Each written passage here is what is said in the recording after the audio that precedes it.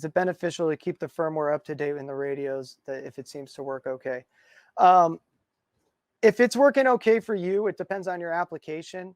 But I always say upgrade to the newest firmware, especially if they recommend it. They usually do fix a lot of bugs and issues that are in previous ones that you may not come across yet. I say yet because you might not have used that instance where it comes in and actually affects you. So just to preemptively prevent that, I always suggest upgrading to the newest firmware, because then you also get the newest features as well and the updated abilities that come with those, like APRS. In our latest version for our 878 UV2 Plus, we have the new APRS receive for even broken packets. So that's a great feature. So if you're helping someone with debugging some of their APRS issues, that'll come in handy.